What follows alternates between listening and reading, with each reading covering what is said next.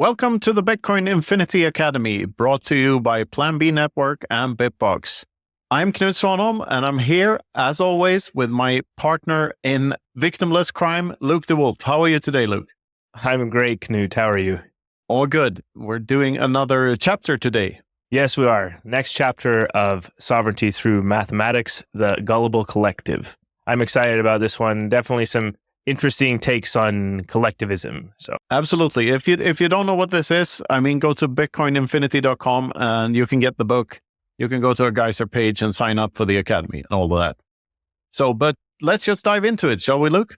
Let's do it. I'll start by reading the first paragraph. The Gullible Collective, Chapter 3 of Sovereignty Through Mathematics. We humans are biased by nature. Everything we think we know is distorted in one way or another by our cognitive shortcomings. The human brain has been forced to evolve and adapt to whatever environment it found itself in over millennia. Having a brain that is capable of setting aside personal aims for the sake of the collective has proven to be advantageous for the evolution of our species as a whole. The same is true for every other social form of life. However, letting these parts of our brains guide our political judgment can lead to disastrous results in the long run. Not because of bad intentions, but because of the simple fact that a few individuals will always thrive by playing every political system for personal gain. From an evolutionary perspective, an army of naysayers and martyrs, regardless of whether we're talking about an army of humans or an army of ants or bacteria, has an advantage over a less disciplined one. From an individual's evolutionary perspective, though, it is better to appear like you're a martyr, but to run and hide when the actual battle happens. This at least partly explains the high percentage of sociopaths in leadership positions all over the world. If you can appear to act for the good of the collective, but dupe your way into more and more power behind people's backs, you're more likely to succeed than someone playing a fair game. Knut? Yes. It's a bit of a strange paragraph to some, maybe, but I think this is alluding to incentives being the driving force for human beings and being super important. Yeah, that's what the paragraph means. Why the sociopaths are where they are is because it's beneficial for them to be there. Political leaders, in particular, have a high percentage of sociopaths among them. Yeah, I think the distinction between the individual and the collective is a theme that we explore a lot, that you explore in your writings and that we have explored in the Inverse of Clown world and in many of our conversations. So I think this is one of those cases where people might have the wrong idea, I think, about collectivism in general. It's currently the thing that in the Western world, you're supposed to be a little collectivist somehow, right? We're all in this together. We live in a society. This is just the way things are. We live in these nice welfare states that provide for people. But there's a dark underside to that, right? Yeah, exactly. And, there's nothing wrong with human beings grouping together and doing things together. The wrongness of it comes whenever there's violence or threats thereof involved. So we are primed to cooperate and help one another. It's just that some people think it's okay to do that at the expense of a third person or at the expense of another human being. And as we will learn through these books, that is never the case. The free market and consensual interactions are way more powerful than people think. And collectivism and market interventions are way worse than people think. I definitely found it interesting here getting to the evolutionary side of this also, because it's also interesting to look at reasons that explain individuals' behavior, right? Like we talked about a little bit in the last episode, the financial atheism chapter. Well, maybe I'm drawing a different conclusion here, but there is an evolutionary explanation to us as a species, basically, if you believe the scientific consensus on that, such as it is. And evolutionary behaviors for what individuals do, I think it works perfectly well, because there are things hardwired in our brains that get us to lean towards doing certain things, and different brain configurations result in different individuals who behave differently. So I find it really interesting to dig into these reasons for why people do certain things. It certainly helps to build empathy, I think. Yeah, absolutely. I mean, this is all evolutionary. This goes super deep, and it's straight out of. I don't believe you need to believe anything to buy this. Our bodies and our brains are just a collection of cells who all act in their own self-best interest. So they do what they do because they're primed for survival. The cells that behaved in a certain way had a higher likelihood of surviving than cells that didn't. So that's at the core of our very being, and we're just a great hive of cellular organisms that found out over time that cooperating was better than fighting one another. That's what we are. What we do as a collective may be good for the human being, but not necessarily for the cells in the human being. So if we get a tattoo, for instance, to attract a woman, that might be good for the collection of cells, but not maybe for the individual cells in the arm that got the tattoo. Like you can take this to absurd levels. It's just to distinct between the what's good for the individual, what's good for the collective is not always necessarily good for the individual. That's what I'm trying to say with the paragraph, I think. And maybe let's continue and explore this a bit further. Sure. On to the next one. The story of banking and fiat currency is a story about collective madness. Historically, rulers have tricked people into killing each other through the promise of an afterlife. Through central banking, the rulers of the world wars could trick people into building armies for them by printing more money. This is seldom mentioned in history classes because it still goes on today on a massive scale. Inflation might no longer be paying tank factory workers, but it is the main mechanism that funnels wealth into the pockets of the super rich and away from everyone else. Inflation is the mechanism that hinders us from transporting the value of our labor through time. It makes us avoid real long-term thinking. We hardly ever consider this a problem because none of us has ever experienced an alternative to it. Knut? Yeah, this is the core of the problem that Bitcoin solves. Many people think inflation is a natural thing that just happens. But at the end of the day, it's always because someone is printing more money, giving it out as debt to people. This has been going on for centuries. Humans have never been able to resist enriching themselves at the expense of others by printing more money if they've had that power. And it still goes on today. And what I don't believe is like that there's a cabal of evil masterminds like Dr. Evil types in a lair somewhere, like figuring out this way of mass control over people. It's just the incentives are there, short-term incentives to make people do stuff. So even Nixon in 71, when he went off the gold standard, I think that was a very high time preference decision. Like, he didn't think of the consequences because the consequences weren't of consequence to him. He only had to think about the next couple of years and winning the next election and stuff. So high time preference and us having urges that we can't control is even behind the money being corrupt, which leads to even more high time preference decisions and even more stuff we can't control.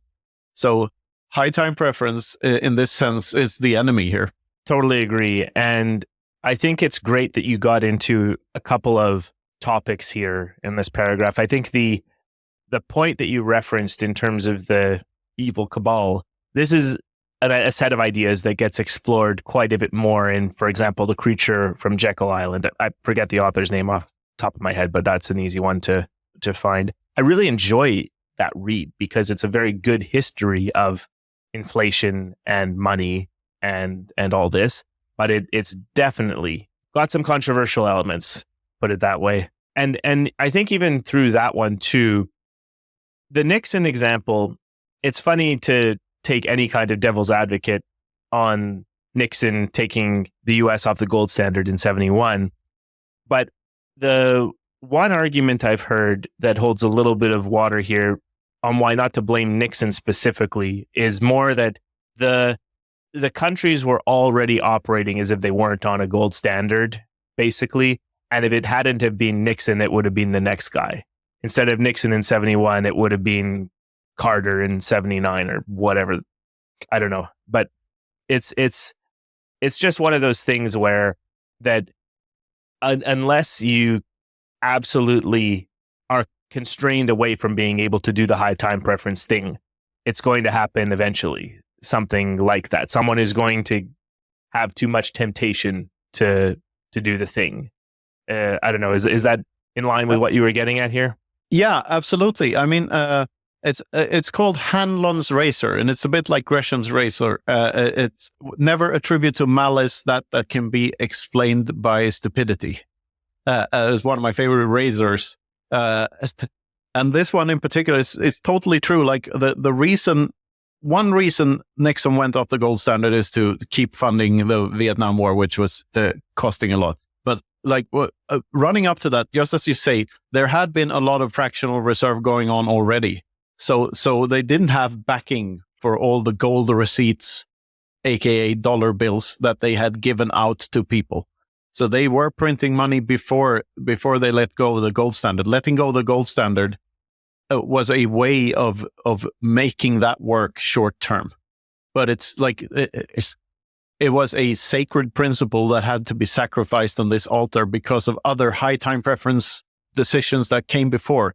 And it's just tragic. It's the tragedy of the commons, if you will. Like, it's unfortunate that that happened. Then again, if that had not happened, we might not have had Bitcoin. So we would still be on a gold standard with semi-fake fiat receipts for gold. I kind of prefer a world where Bitcoin exists because it's way, way, way better and more hopeful than gold ever could dream of being. So yeah, we are where we are. History is what it is. And all we can do is like think of the future and move forward and learn by studying the past. Yeah, and to tie this back, I think, to the central point, just to emphasize this a little bit, is where you say it is about collective madness. Yeah, the thing here is we have social structures that empower individuals to make decisions for the collective. I think that's the central point here, is that the individuals are giving up their freedom, their sovereignty to other individuals who have their own motives. And having money in control of that is really the problem, as illustrated by the examples given, such as 1971. Yeah, and people in power who got into those positions not because of merit, but because of theft and other like malicious mechanisms that put them in power. So this is the thing. Whenever you say that you want the government to do anything, or that you think that there should be a law forbidding this, you're also saying that you are okay with theft, and you are okay with one human being deciding what's best for another. You are okaying people to put themselves on a pedestal, and I think people in general underestimate how dangerous that notion is. Like why people aren't libertarian. Like it's super dangerous to say that you believe that people should have that there should be positions of power that are not the result of merit. Yeah, I'm stumbling on the words here, but you get the point, I think. Look, I do, and I think we'll continue on these points as we continue. So let's go on.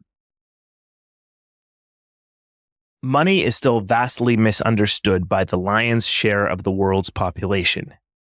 In most parts of the world, banks do something called fractional reserve lending. This means that they lend out money that they don't have, conjuring up new money out of thin air and handing it out to their customers as loans. Loans that have to be paid back with interest. Interest that can't be paid back with thin air, but has to be paid with so-called real money.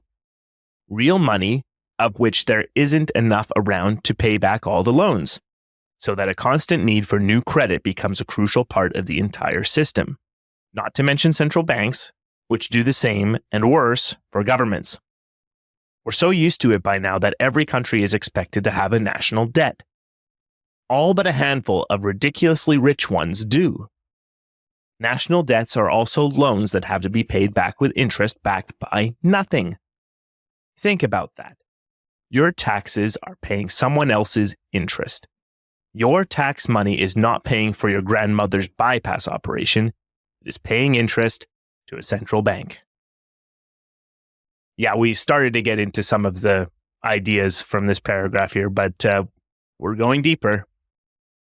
Yes, there was back when I first got interested in money and how money functions at all, there was a short YouTube series called Money as Debt. I can highly recommend it, and it explains fractional reserve banking and how it started. So there was some guy in the city who had a vault, or the equivalent of a vault, where he could keep people's valuable goods.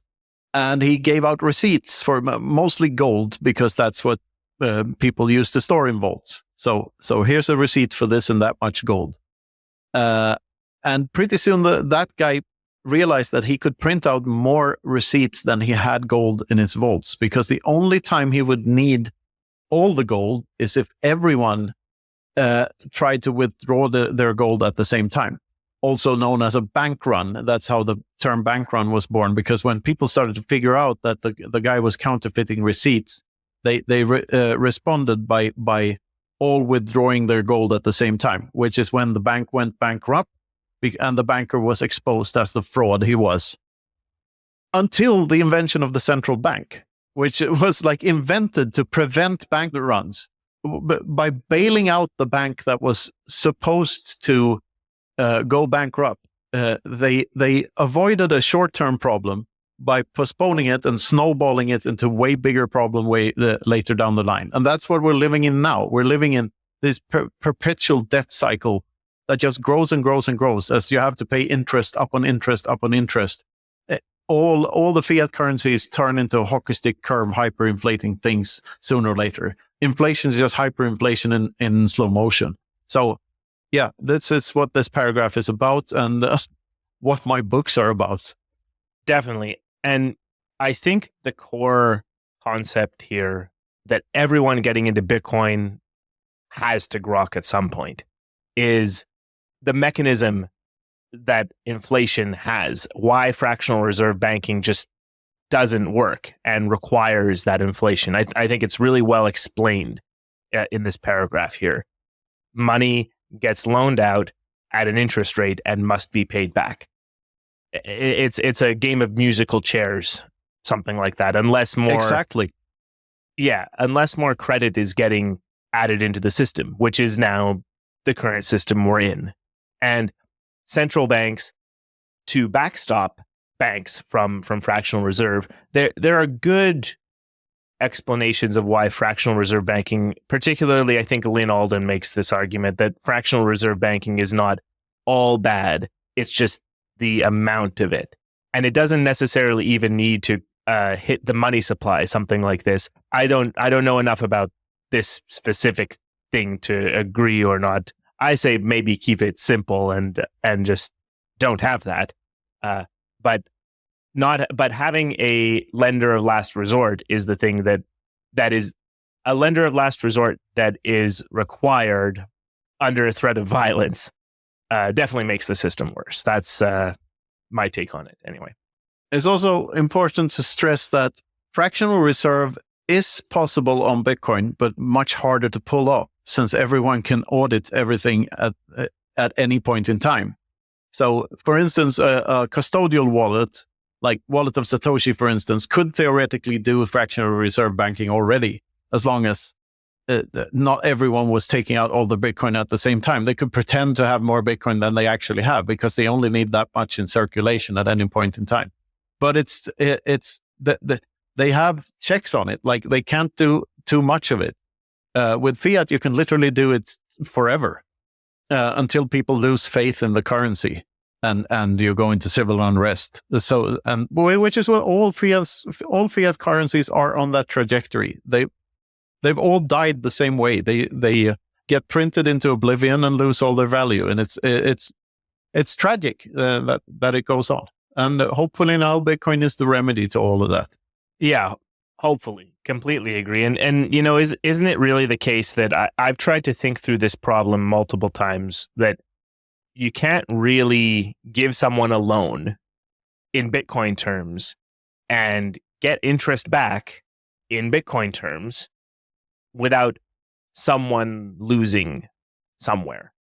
Or maybe to extend that slightly, because I think we also talk about how it's not a zero-sum game, but whoever is doing whoever is taking the loan needs to get more value back than the amount of the interest rate, basically, for it to make sense in Bitcoin terms.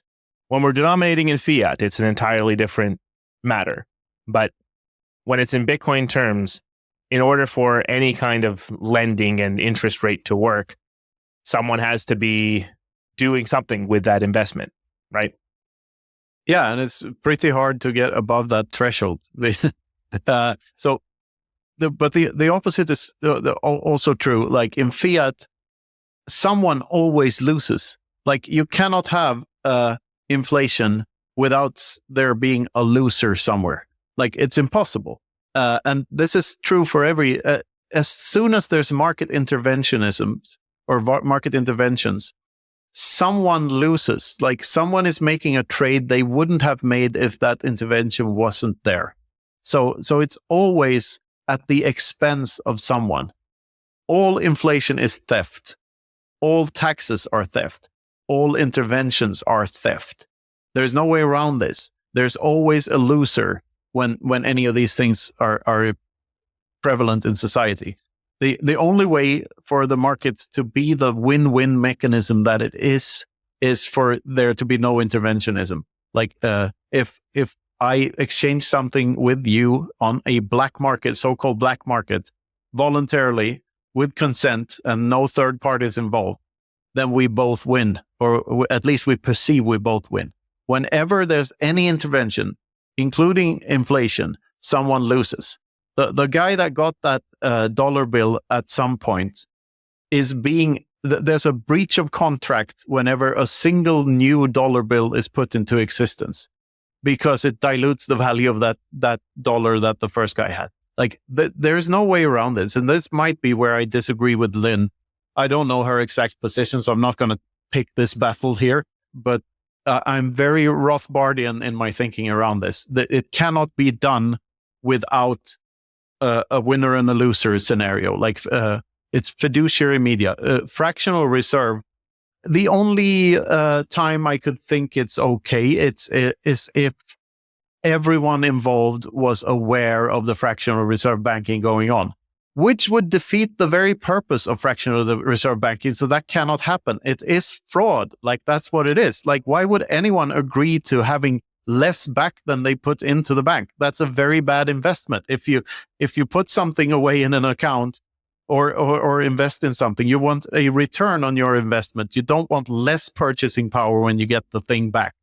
Money is not a producer good nor a consumer good. It's a good sui generis, meaning that its only reason for existence is being a medium of exchange. And if that loses value, in other words, if it's a bad medium of exchange over time, then some theft is going on somewhere. There's no way around this. So Bitcoin is the first and only, probably the last instance where money functions in a way where this is not possible. Which makes it completely different from everything else. Much bigger deal than people think it is.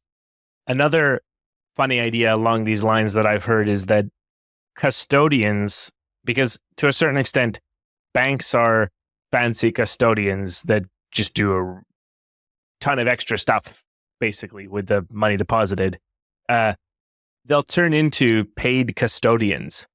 In other words, you pay someone to hold your Bitcoin for you, basically, which is an interesting thought, but it might work for some people. In other words, you don't trust yourself to hold your own keys 100%.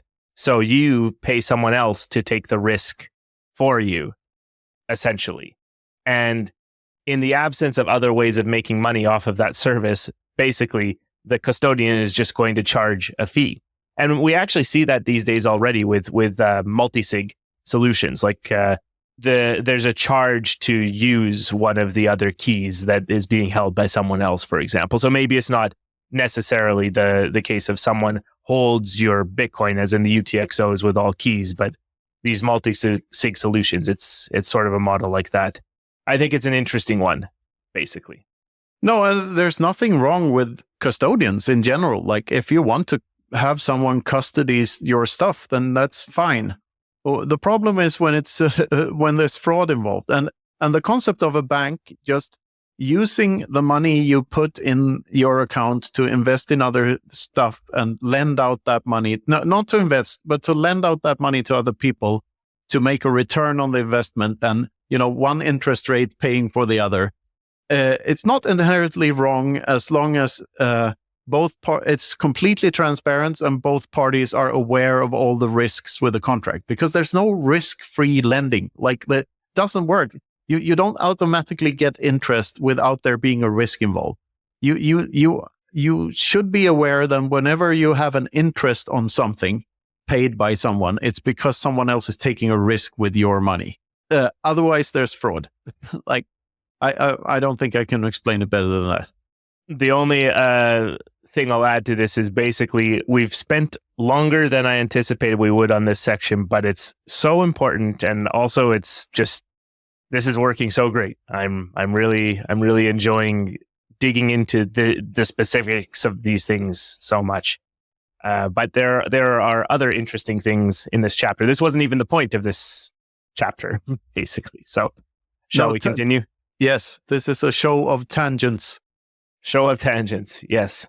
Is that a? Well, let's put that aside for later. Yeah, you were thinking proof of work, proof of results, show of tangents, right? Something like that. Yes. Very good. Let's get on with it. Good stuff. All right. On to the next one. When the ideas of the Catholic Church ruled Europe, people who didn't believe in God were few and very seldomly outspoken. They had good reason for this, since belief in God was virtually mandatory throughout society. Ever since 1971, when famously dishonest American President Richard Nixon cut the last string that tied the US dollar to gold, our conception of what the world economy is and ought to be has been skewed by an utterly corrupt system. We are led to believe that we're all supposed to work longer and longer days in order to spend more and more money and bury ourselves in more and more debt to keep the machine running. We're duped into thinking that buying a new car every other year is somehow good for the environment, and that bringing a cotton bag to the grocery store will somehow save the planet. Stores manipulate us all the time through advertising and product placement, but we're led to believe that if we can be climate smart, we're behaving responsibly. Somehow, our gross domestic product is supposed to increase indefinitely, while politicians will save us from ourselves through carbon taxes. Fortunately for us, and unfortunately for them, there now exists a way for unbelievers of this narrative to opt out. Life finds a way, as Jeff Goldblum once so famously put it. Knut? I would say that this paragraph is the TLDR of the inverse of clown world, wouldn't you?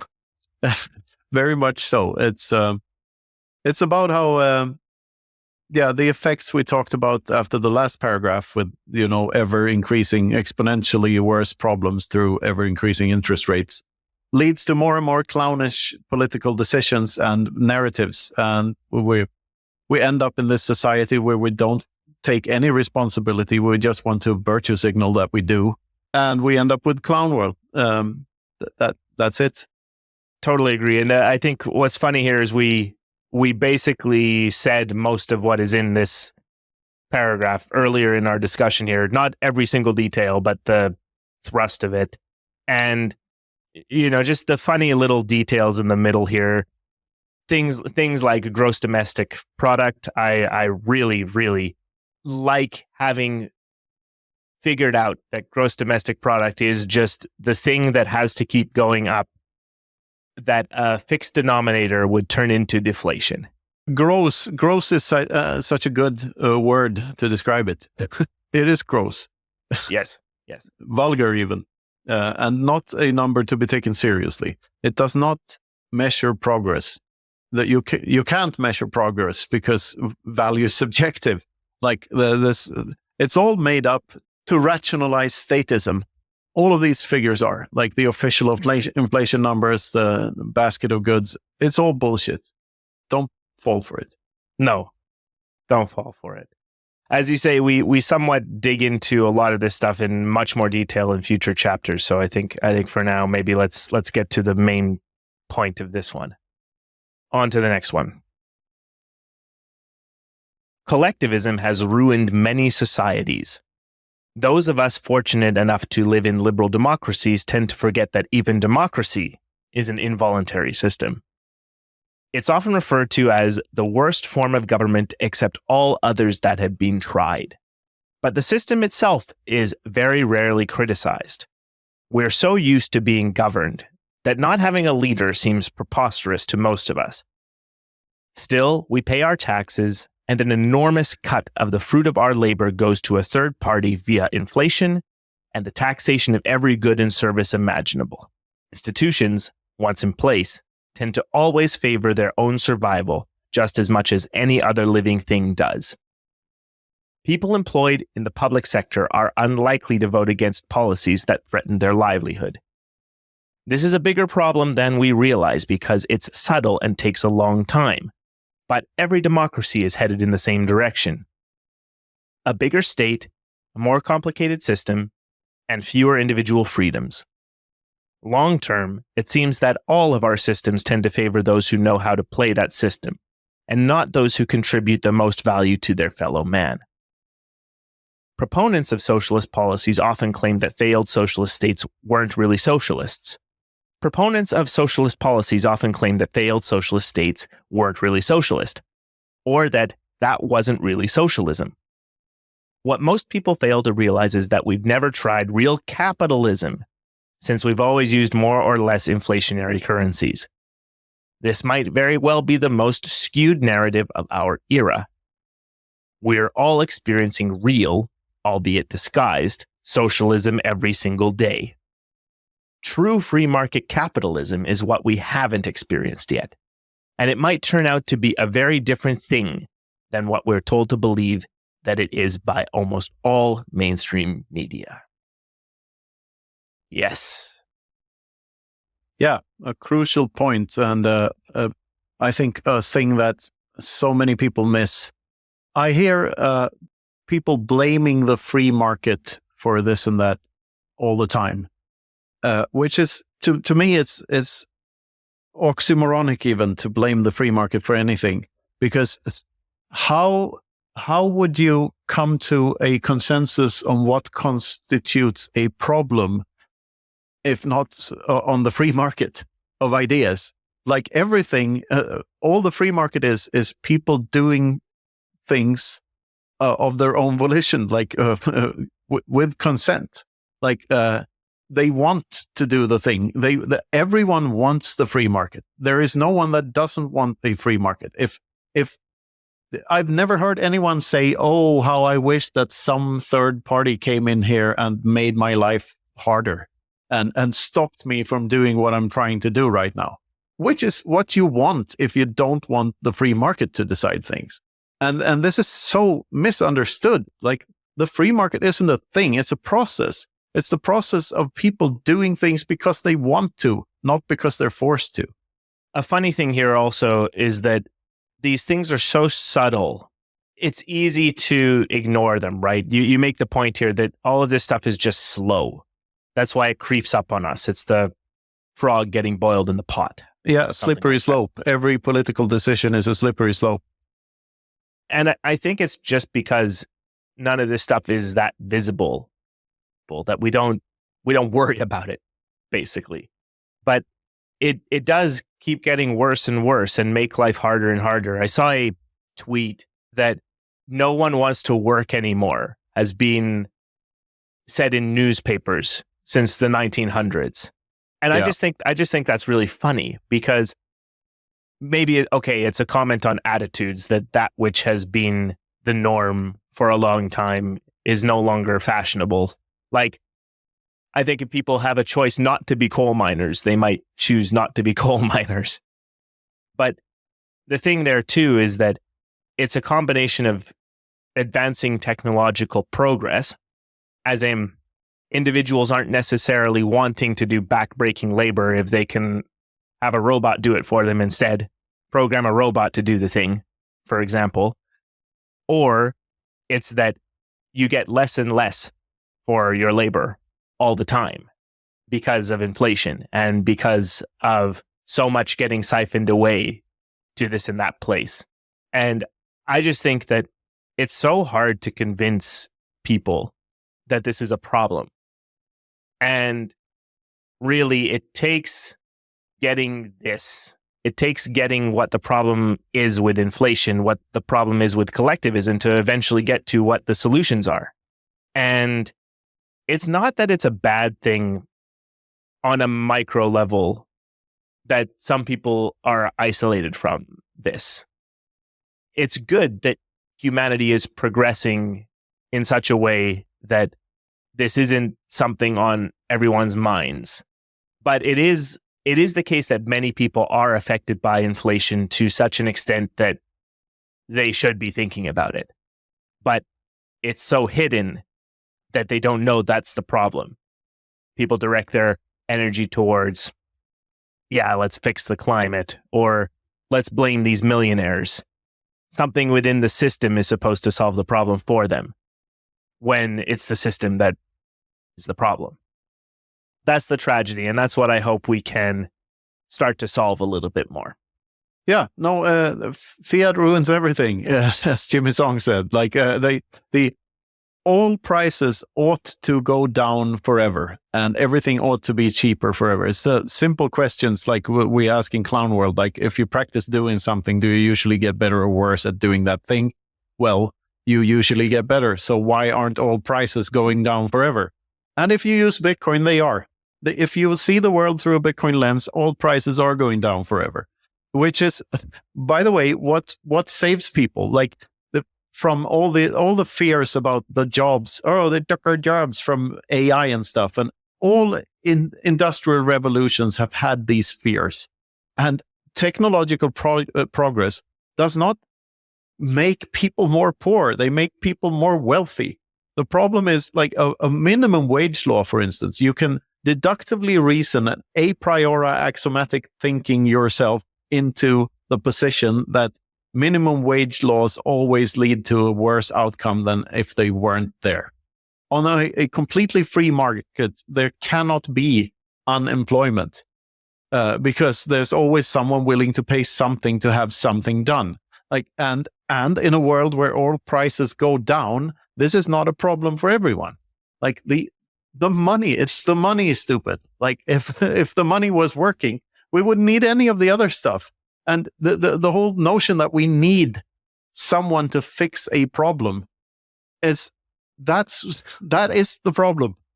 Couldn't agree more. And it's funny, I think where we're going next hits on some other political things here. So I think it's a very political chapter, isn't it? It is. On to the next one. The validity of the classic right-left scale describing political viewpoints has been debated a lot lately.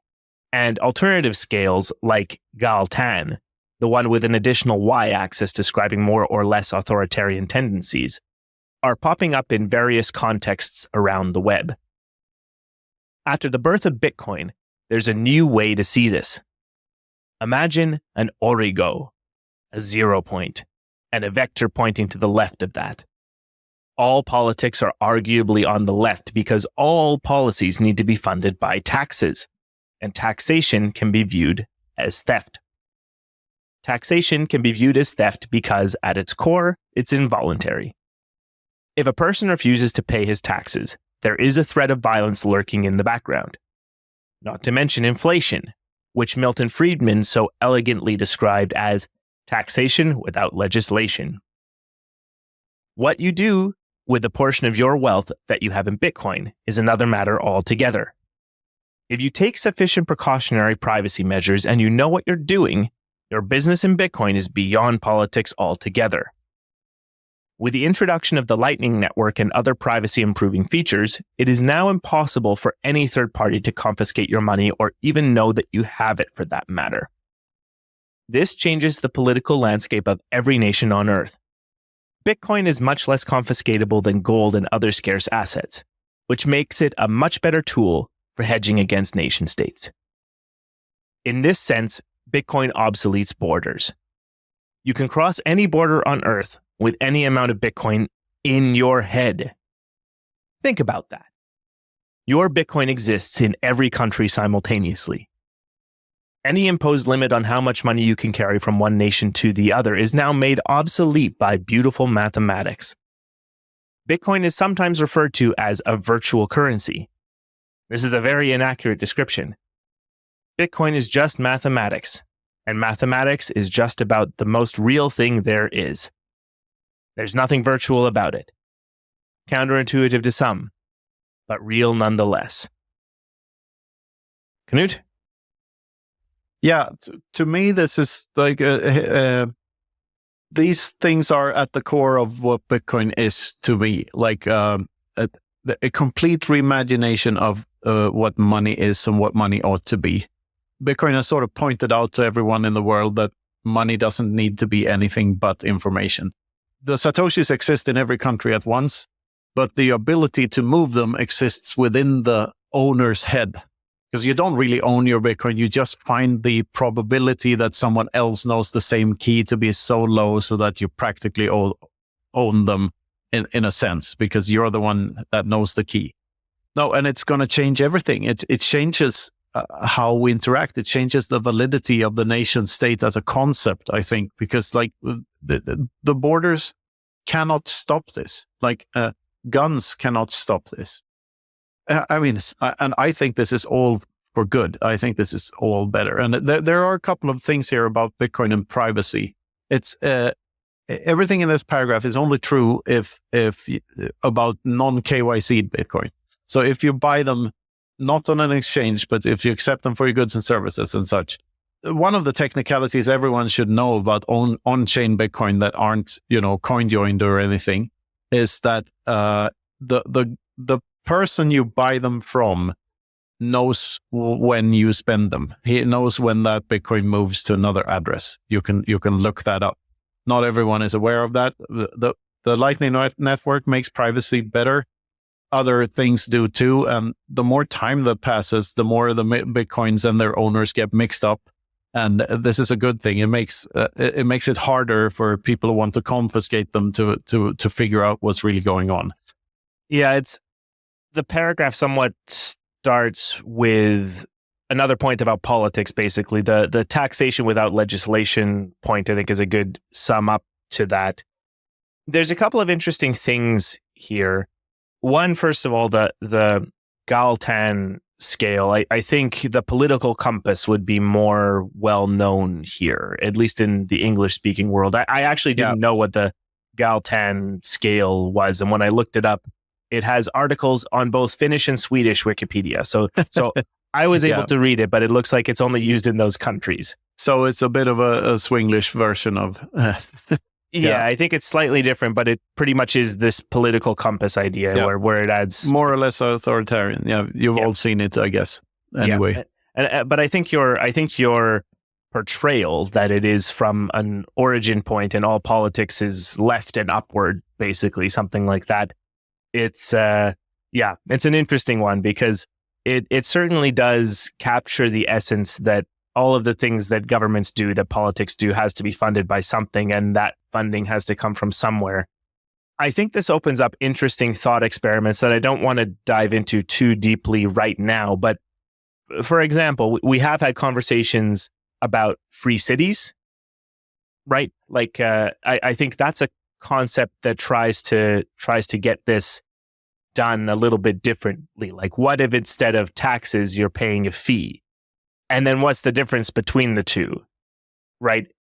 If you live in a free city and you stop paying the fee, are they allowed to kick you out? Do you really own what you have there, your property, something like that? It's interesting stuff. It's just more like, I think the point to get across is all things need to be paid for somehow. And by obfuscating where that comes from is where many of the problems lie. Yeah, is it voluntary or not? It's a very simple question. Like the fee for the private city, you pay that voluntarily when you enter the city and when you buy a property in it. Like the taxes, not so much. You pay them because there's a gun to your head.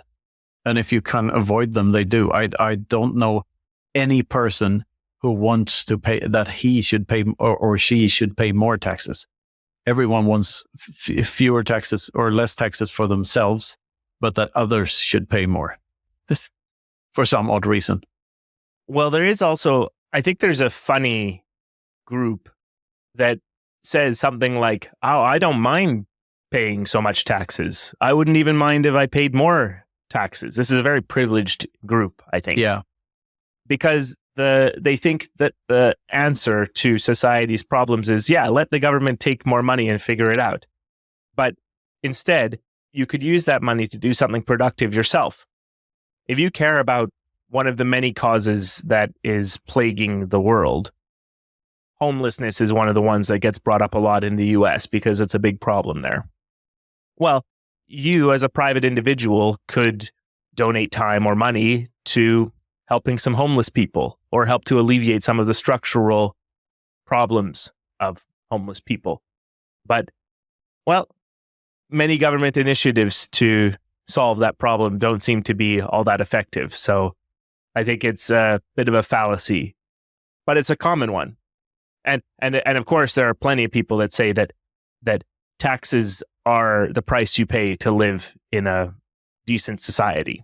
I'm paraphrasing, but it's unfortunate because the only option that you have to not do that is to leave.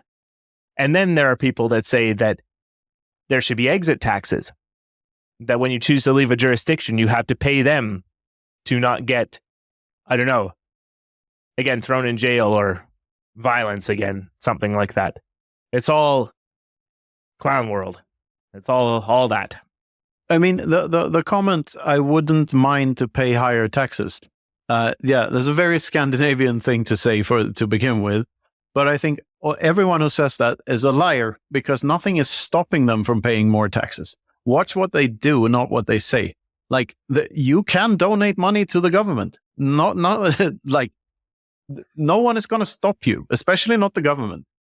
So I simply don't buy that. Like, it's always a lie. It's virtue signaling, and it's very disingenuous. Yes, there was actually there has been examples of voluntary tax funds. Like there was such a thing in Norway, and after a year or so, they got the fantastic amount of 1,700 euros from the entire country, or something like that. That's what people were willing to give up. But so it doesn't work because no one wants to pay for something where they cannot know what they're getting back. Like, if you pay for a car, you pay for the car. Like, if you pay taxes, you have no way of knowing how much worth you got how much value back you got for your money. Like, there's simply no way. So everyone prefers transactions where they know what they get. And everyone who says otherwise is a liar. Yeah, and another thing here too is that Norway, of all places, I mean, Norway has massive taxes already. Even though it's got this massive sovereign wealth fund from its natural resources, and then asking people to pay more anyway, it's just laughable. And I think it's also the case that another side to this fallacy really is that there's a complaint, why don't people donate to charity more? Well, you're already giving so much of your money to the government if you have the resources to donate to charity in the first place. And charities are another whole thing altogether, honestly. Most charities spend most of their money on internal administrative costs. And I think they're just as bad as the government at actually doing things. So there's something here. Solving the world's problems collectively, or channeling the energy of many individuals into a shared group goal, is a perfectly valid and worthy thing if it's all done voluntary and people have a stake in it and they want to see the thing succeed and there are incentives for the thing to succeed. But when it's done through this mechanism of, oh, I'm just going to throw money at it and let someone else worry about the problem, I think it comes back to the original point that sociopaths co-opt these mechanisms and ruin it. Without the sociopaths, maybe we don't really have so much of a problem here. But the sociopaths ruin everything.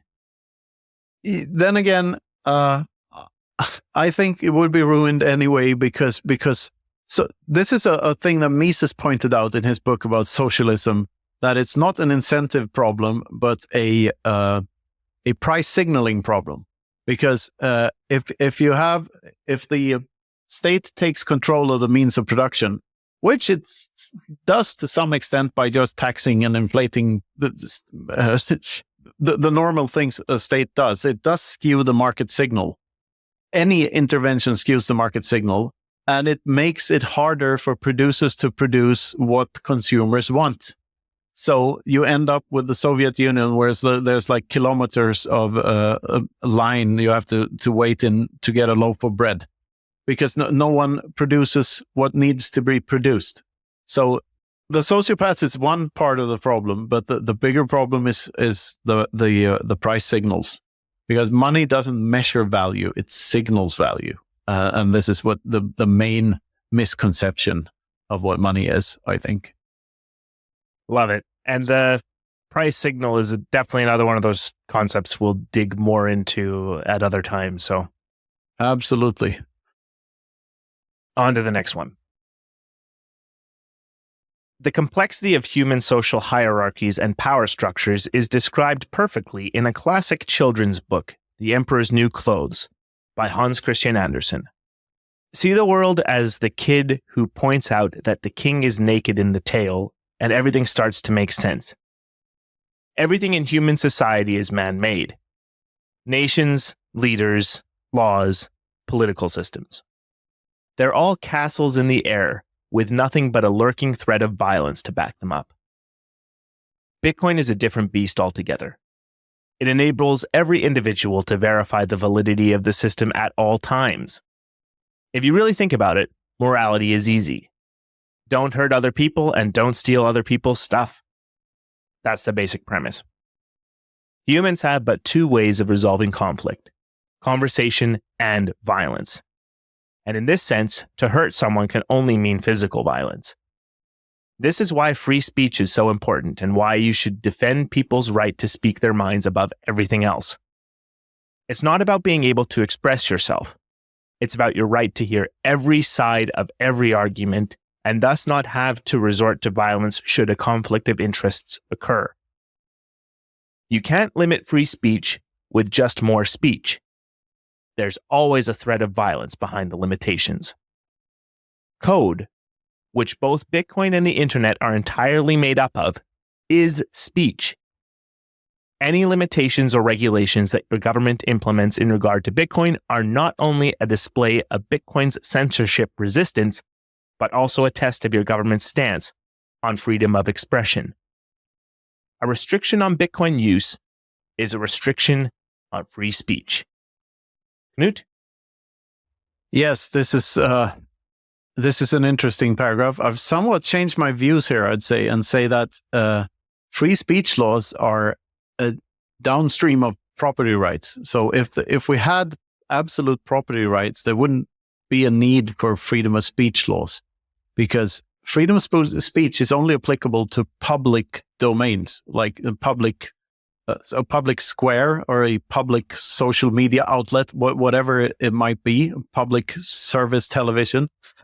and those are all preceded by an expropriation of someone's property. The government had to steal stuff before they could make public property a thing. So in this way, I think freedom of speech and property rights are inexorably linked, and that you can't have one without the other. If you have absolute property rights, and I get to dictate who gets to say what on my social media platform. I get to dictate who gets to say what on my property in my house. And I also get the right to throw people out who say things that I don't want to listen to. So, and this is great. And on Nostr, for instance, you get to decide what to do with your posts. No one else owns them. If you use X, Elon gets to decide. And Elon is more expensive to bribe than many others, which is a good thing. Anyway, the whole thing is money is just speech and information. And Bitcoin has pointed that out to us, that there is no difference between a physical object and information in the sense that in the value sense. Value is entirely subjective. Like this, it's all Austrian economics. That's at the base of it. And once again, I'd like to stress that if you're pro anything that isn't free market, that isn't sound money capitalism, that isn't anarcho-consensualism, then you implicitly are pro-violence. You think that it's okay for people to use violence and threats thereof to impose their will on others. And I do not. I don't think violence is okay. That's at the core of why I have the values I do. Very good explanation. And, I think my best response is actually, I'm realizing that I should have just continued reading the very last paragraph here, because it might as well have been exactly what you just said. So I think I'm just going to read that, and we'll see if there's anything else to say about it. Remember, the only alternative to speech that anyone has is violence. Code is a language, mathematics is a language, and money is a linguistic tool. A linguistic tool we use as a means of expressing value to each other and as a way to transport value through space and time. Any restrictions or regulations regarding how you can express value, for example, making it impossible to buy Bitcoin with your credit card, prove that the money you have in your bank account is not really yours. When people realize this, the demand for Bitcoin goes up, not down. If you know what you're doing, there's no need to fear the regulators. They, on the other hand, have good reason to fear an invention that shamelessly breaks their spell. Yeah. I mean, this is a point that I think few people get. Politicians trying to ban Bitcoin and trying to stop people from using Bitcoin actually help Bitcoin succeed. I think that's an underrated point, like underappreciated point. What they do is, they show to people that they think Bitcoin is valuable. Otherwise, they wouldn't need to do anything about it. And they limit the supply even more in that specific jurisdiction, making the Bitcoins that are left even more scarce for other people. And thus, demand stays the same, number goes up. Like it's very simple. It's like politicians trying to decide that the ocean shouldn't be there the day after, but the ocean is still there. Like they can't do anything about it. It's a force of nature. I think this is just a fantastic summary, and wrapping up exactly what you've been saying here about speech and information and the freedom to do that and to do so. I think I'll echo just one thing that we keep saying whenever we talk about freedom. A lot of times when we talk about freedom is that the flip side of the coin to freedom is responsibility. When you have the freedom to do the things you want to do, you also take the responsibility for your own actions. And there could be consequences for those actions.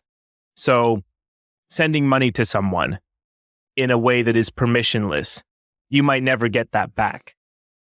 And that can be scary, but at the same time, it is free. And so we have to take all the trade-offs as they are, basically. in order to get away from any kind of collectivism, the only answer we could ever have is the individual. And the individual needs to take responsibility for itself, sovereignty, all of the things. And this is something that Bitcoin promotes so well. But I think maybe it's a case of that it's part of the problem with Bitcoin's marketing, something like that. Why fewer people get Bitcoin is that maybe they're running away from that responsibility. It's hard being in control. Some people want to not have control, I guess. Yeah, they want a shepherd to tell them what to do. I'd say, as a final point here, my final point to this is that don't steal is the core of both freedom and responsibility. It's what don't steal needs to be there for both sides of that coin to be there. So you need people around you to not steal in order for you to be free, and you need to not steal in order to take responsibility. Stealing is not taking responsibility. Taking responsibility is doing things, is trading with other people and trading with your future self and making voluntary transactions. If you're stealing, it doesn't fucking count. You're not taking responsibility. And other people around you can't be free if you're stealing from them. So don't steal is if I were to do a TLDR on this specific chapter, it would be don't steal. I think it's actually a TLDR on all 4 books. Don't steal. Perfect summary. I say we wrap it up there. I say we do. Thank you for this one, Luke. Yes, thank you, Knut. And the next one is called An Immaculate Conception. So that will be interesting. Very much so. Okay. Well, with that, I think we should just remind everyone how to get involved.